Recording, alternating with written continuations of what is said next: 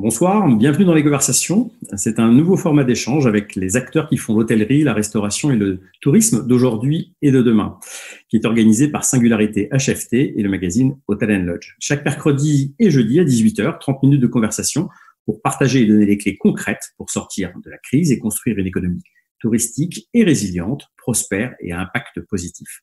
Je suis Laurent Beaulieu, fondateur de Singularité HFT, et pour ce 12e opus, j'ai la joie d'être en compagnie d'Adrien Glohagen, fondateur et président de Tourist Group. Bonjour Adrien. Donc bienvenue, mais merci de participer à ces conversations. Et pour continuer sur nos rituels, ma première question sera: comment vas-tu, toi, tes proches et tes équipes, après ces 60 jours de confinement et ce déconfinement partiel depuis hier? Eh ben, écoute, tout va bien de notre côté, pas eu de soucis particuliers pendant ce confinement. Les équipes, tout le monde va bien à ce que je sache. On est à environ 90 et il n'y a pas eu de soucis non plus de leur côté. Ils sont plutôt tous pressés de revenir travailler, donc j'ai de la chance. Parfait, excellent. Et pour préciser un petit peu à nos auditeurs, donc tu es un entrepreneur né, tu es au père depuis 2008 dans l'hôtellerie, avec une vision assez singulière. Mais toutefois, pour ceux qui ne te connaîtraient pas complètement, est-ce que tu peux revenir sur ton parcours, les différentes étapes qui t'ont permis de construire le Tourist Group que tu diriges aujourd'hui, s'il te plaît? Oui, en fait, j'ai repris un premier hôtel en 2008, l'hôtel Sophie Germain, qui était à Montparnasse, dans Enfer-Rochereau exactement. Et il n'y avait pas vraiment à l'époque d'idée de stratégie, de grande stratégie, de groupe hôtelier, de choses comme ça. L'idée, c'était vraiment de reprendre un petit hôtel de quartier, d'en faire quelque chose qui me plaisait et où je me sentais bien, où on pouvait accueillir les gens. Et puis voilà. Et en fait, au fur et à mesure des rencontres et les années passantes, on a créé un petit groupe en l'orientant beaucoup plus vers la décoration, en faisant des choses de plus en plus qualitatives. On a essayé. Et toujours avec un espèce de leitmotiv commun à tous ces hôtels qui sont le bon rapport qualité-prix. C'est un truc auquel je fais hyper gaffe, qui me plaît beaucoup. C'est-à-dire de vendre la chambre au bon prix, à la bonne personne, avec les bons services. C'est là que vraiment d'essayer de faire attention, de ne pas survendre, de ne pas vendre trop cher les chambres pour… voilà, c'est là qu'on n'est pas dans un palace. On ne dit pas qu'on a 450 000 services non plus. On essaye juste de proposer une bonne chambre voilà, au bon prix. L'idée première, c'était de toucher une clientèle urbaine, trentenaire, qui ne cherchait pas à aller dans un hôtel de premier ordre, peut-être dans un deuxième emplacement, mais avec une bonne déco, un bon prix et les 2-3 services dont il a besoin. Ça a fait le succès des établissements que tu as lancés. Aujourd'hui, tu es à la tête de l'hôtel Panache, du Beau Repère, de l'hôtel Bienvenue. Il y a 2 projets en cours, un projet aussi sur Londres. Tu peux nous en parler un petit peu de ces 5-6 établissements? Oui, tout à fait. Ce sont donc des hôtels qu'on a lancés au fur et à mesure, donc depuis une douzaine d'années. Juste sur les ouvertures, on a donc l'hôtel Rochechouart, mais sur lequel je travaille avec le groupe Orso. Okay. On a l'hôtel des Deux Gares qui est entre la gare du Nord et la gare de l'Est. Et on a fait pendant le confinement l'acquisition d'un hôtel à Londres, dans le centre de Londres, à Paddington, ce qui n'a pas été très facile, mais qui s'est plutôt bien passé. Et donc voilà. Donc ces 3 derniers hôtels sont en travaux aujourd'hui. Excellent. La crise du Covid a été un choc d'une violence inouïe pour le secteur, c'est une évidence. Comment tu as géré, toi, avec tes équipes, la fermeture de tes hôtels et de tes restaurants? Et comment vous préparez la réouverture? Pour la fermeture, en fait, ça a été hyper soudain, un peu comme tout le monde. C'est-à-dire que à la date officielle de fermeture, je ne sais plus, mais peut-être une semaine avant, je n'avais pas imaginé une seule seconde que ça pouvait arriver. L'Italie était déjà confinée. Et j'avais l'impression, même si c'est collé à la France, on avait l'impression que c'était hyper loin et qu'on c'était sur une autre planète. Enfin bon, on a eu le confinement. En gros, le matin, tout le monde s'y préparait par rapport à l'annonce qui a été faite au journal télévisé le soir. Okay. Et en fait, ce qu'on a fait, c'est que toutes nos équipes ont été hyper réactives. On a décidé de fermer tous les hôtels d'un coup. On en a laissé juste un ouvert, qui était le Bienvenu, pendant 2-3 jours où en fait on a concentré tous les clients qui restaient dans les hôtels. D'accord. Pour pas les mettre à la rue et à la porte et tout ça. Et on les a mis au Bienvenu et on a fermé tous les autres hôtels. Ce qui est un peu compliqué parce que pour la petite histoire, on s'est même rendu compte qu'il y avait un hôtel qu'on n'avait jamais fermé à clé parce qu'il n'y avait pas de serrure. Donc, on a été obligé d'appeler un serrurier pour qu'il nous ferme l'hôtel. Mais voilà. C'est une belle anecdote. Bon, donc ça, c'était la partie fermeture.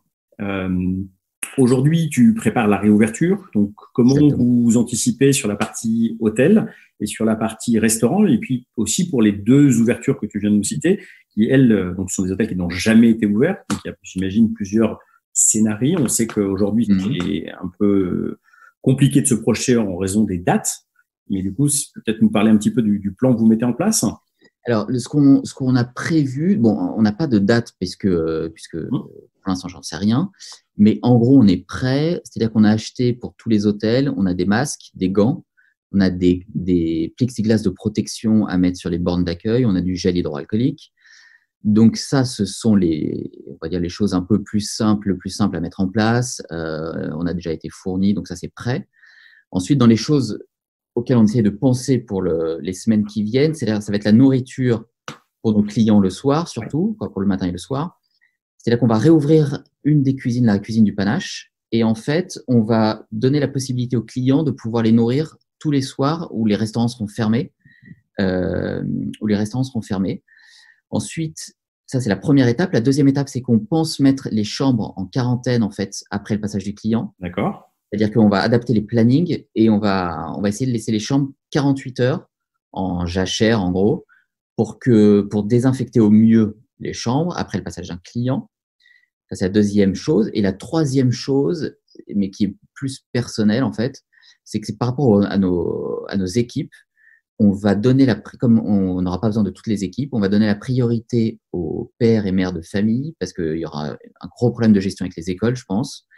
Et donc, du coup, ces personnes-là pourront soit décider de ne pas revenir tout de suite, tant qu'on n'a pas besoin d'elles, en priorité, et deuxièmement, on adaptera les plannings en fonction d'elles. Voilà. Pour pouvoir leur permettre au mieux avec les enfants. D'accord. Bon, ça, c'est une vraie mesure pour faciliter la réouverture. Donc, ce que j'entends, c'est que sur les réouvertures, tu as une logique de refaire un parcours client différent avec tous les protocoles sanitaires qui ont été très largement partagés. Donc, ça va être un élément de réassurance très fort et donc de travailler sur le confort de tes collaborateurs et donc sur des nouvelles offres pour la partie restauration. Donc, ça fait un peu écho avec la conversation qu'on a eue avec Jean Belfort il y a quelques temps. C'est comment, du coup, on travaille à emporter ou en tout cas de façon externalisée. Donc, les gens vont pouvoir commander dans leur chambre un room service et donc vous allez pouvoir leur livrer la restauration le soir, ce qui évite de sortir. Exactement. En fait, le truc, c'est que nous, on a pris le parti de ne pas faire de cuisine à emporter pour tout le monde et tout ça, parce que c'était trop compliqué à mettre en place pour nous. Mais en fait, ce qu'on fait, c'est que tous les matins, on va proposer un menu avec 2-3 entrées, 2-3 plats et 2-3 desserts à nos clients, des horaires pour se faire livrer, donc par exemple 20h et 21h. Et en fait, tous les jours, ils pourront nous dire s'ils veulent avoir un repas ou pas dans leur chambre.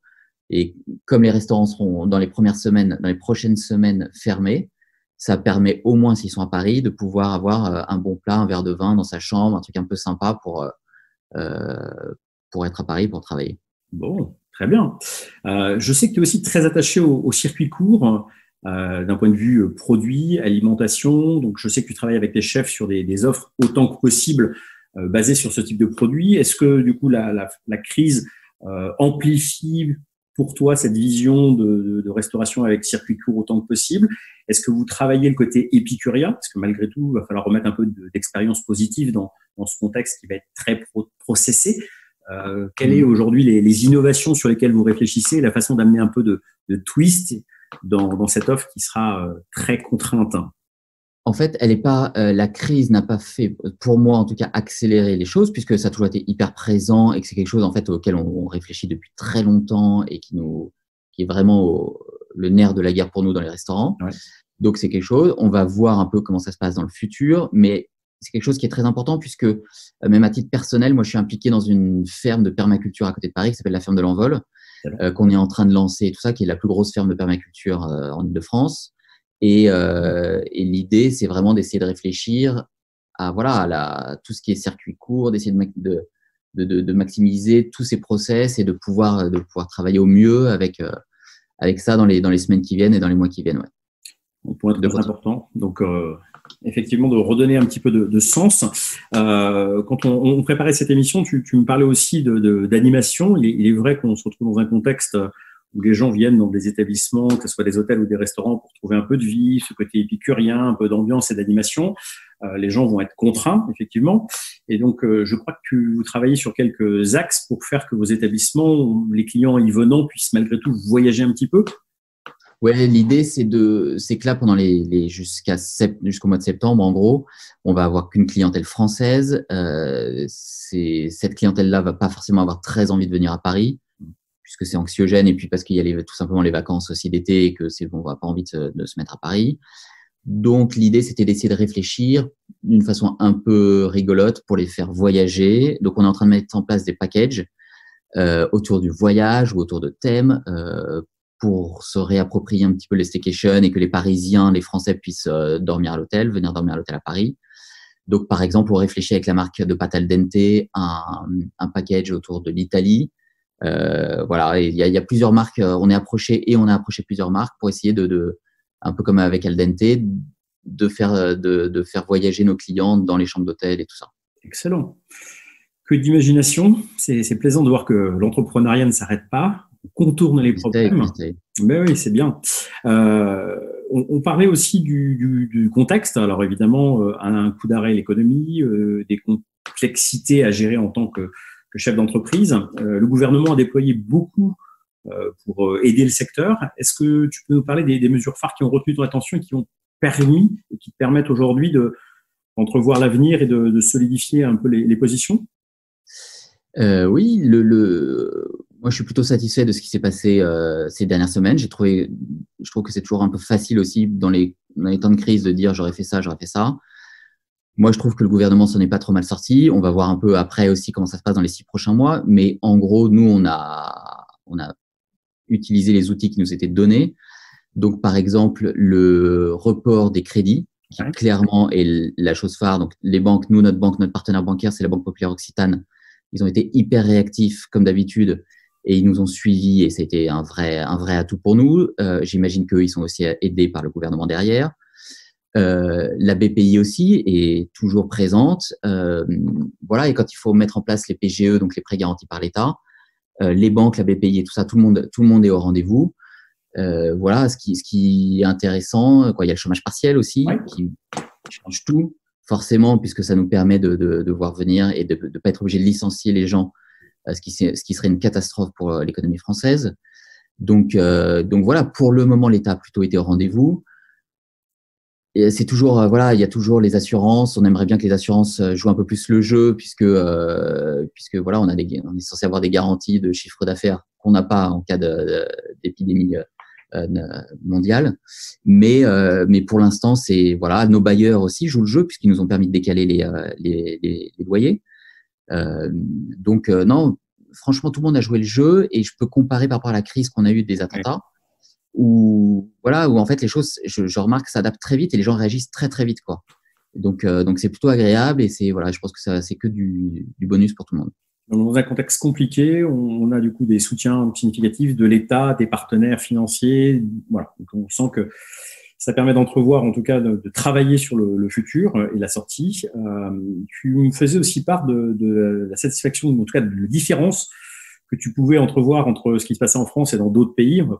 Voilà, donc c'est important de revenir aussi sur le fait qu'en France, on est particulièrement bien aidé par le gouvernement, mais aussi les collaborateurs à travers les mesures de chômage partiel et autres qui ont permis de préserver un minimum.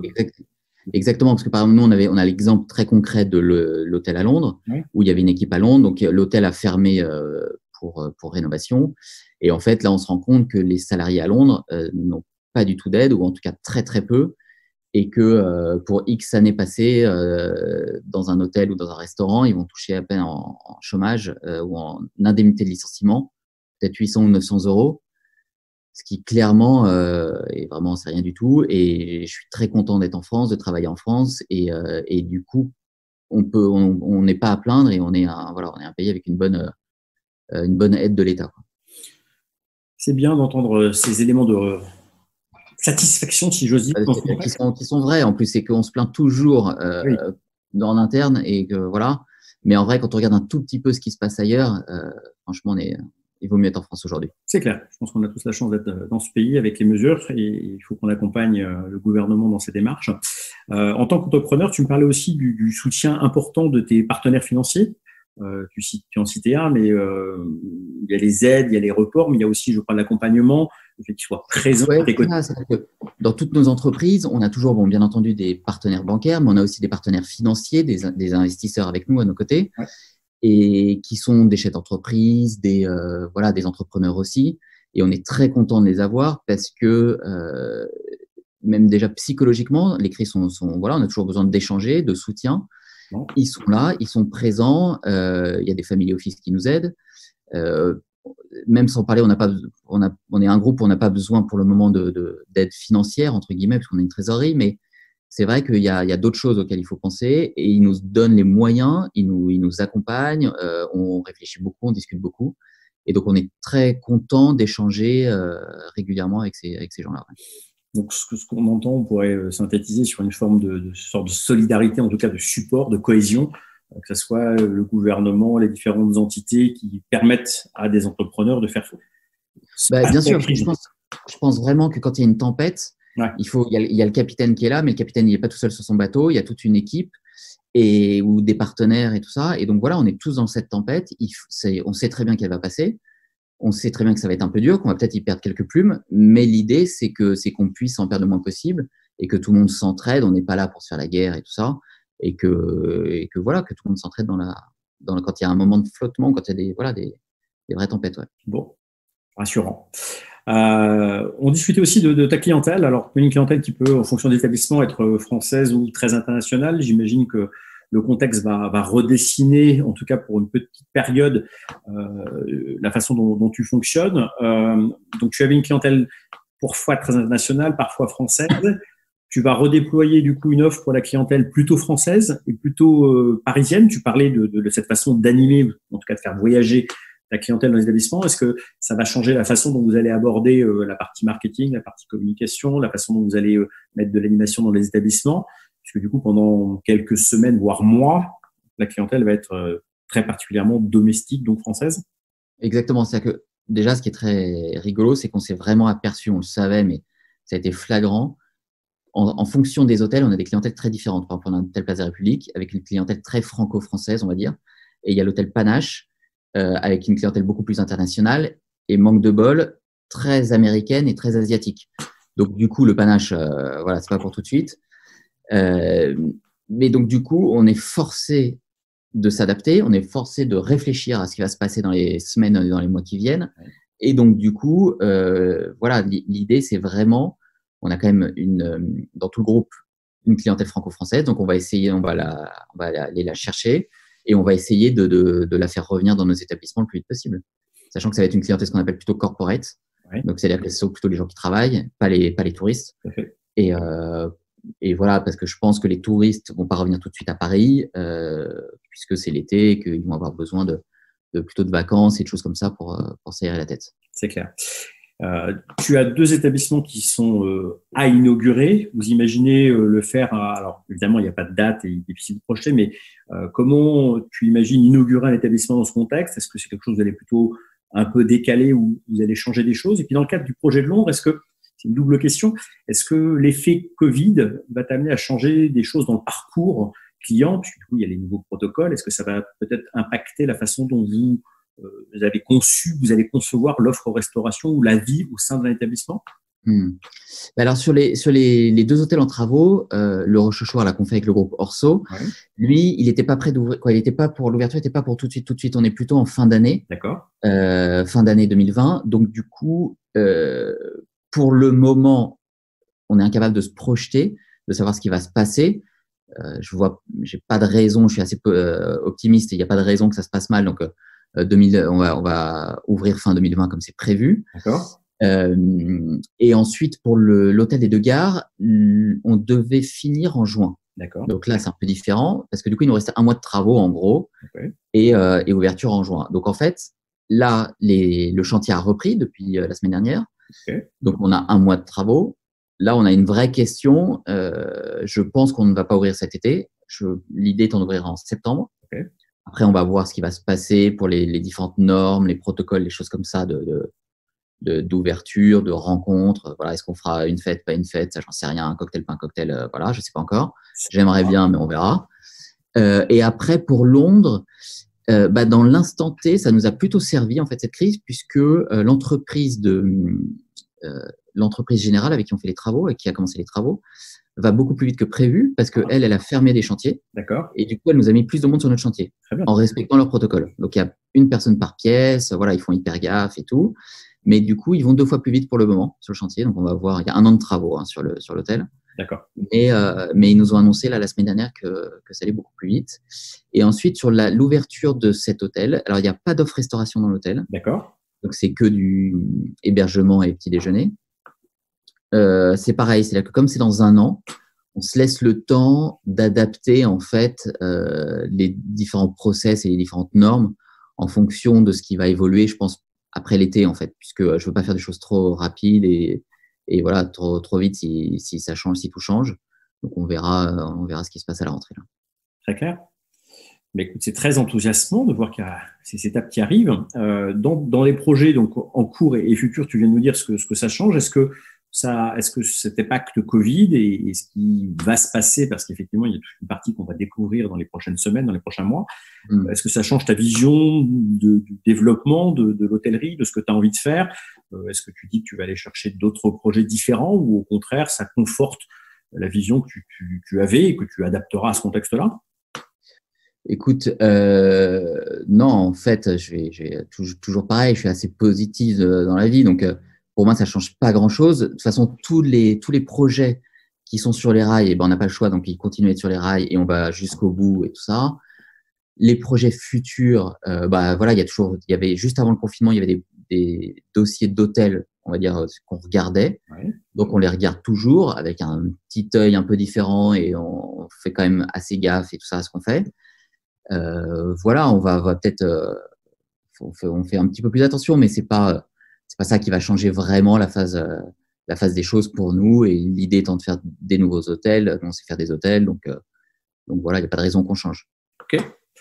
Très enthousiasme à nouveau. Et du coup, de manière plus prospective, tu penses qu'il y a des choses qui vont bouger dans l'hospitalité au sens général? Je ne parle pas spécifiquement de ton groupe et de ta vision, mais parce que tu dis que la crise et le contexte vont changer la façon de faire de l'hospitalité au sens mondial, peut-être, je sais pas, sur la taille des établissements, la façon de le faire, de remettre de la vie, d'être. Comment tu abordes ça? Alors c'est une question très très vaste. Le truc c'est que ouais, j'espère en fait que ça va changer un tout petit peu. Ça va forcément changer, mais même si on sort dans l'hôtellerie, juste pour parler par rapport à notre hôtellerie à nous, Ouais. Oui, ça va changer parce qu'on a les gestes barrières là, dont on a parlé tout à l'heure. Okay. J'espère qu'ils vont disparaître, entre guillemets, ces gestes barrières, dans le sens où quand il y aura des médicaments, j'espère on pourra enlever les masques et enlever les plexiglas aux bornes de réception, parce que sinon l'accueil est pas top dans les hôtels. Ce qui me ferait, là, si je sors un tout petit peu de l'hôtellerie et on va dire parler plus du tourisme, ce qui me ferait plaisir en fait dans un futur proche, c'est que les gens prennent un petit peu plus conscience. Mais pas que les gens en vrai, c'est que j'aimerais bien que les gouvernements, les offices du tourisme, les gens qui s'occupent d'accueillir les touristes chez eux, fassent gaffe. Parce que, en fait, c'est ce qui est hyper impressionnant dans les images que tu as forcément vues. Quand on voit des villes comme Venise, où ils sont vides de touristes aujourd'hui, l'eau en à peine 1 mois redevient translucide et tout ça, parce qu'il n'y a pas les paquebots qui foutent la merde, il n'y a pas les quarts de touristes et tout ça. En fait, c'est ça. C'est-à-dire que je pense que c'est pas aux touristes de faire attention, un peu, mais voilà, chacun sa conscience avec lui.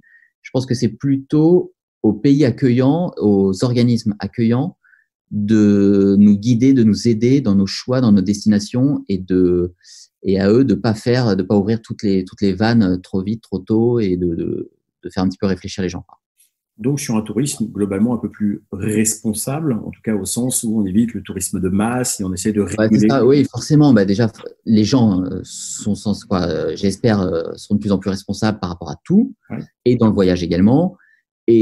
Mais les gens, je pense qu'on leur donne les moyens de faire ce qu'ils peuvent. Ce qu'il faut, c'est que voilà, quand on regarde la Thaïlande qui est un peu saccagée, quand on regarde, je sais pas, des coins du Mexique ou je sais pas où, qui ont été saccagés ces 20 dernières années par des énormes complexes hôteliers, par des énormes complexes de je sais pas quoi, ça n'a pas de sens aujourd'hui, toutes ces infrastructures.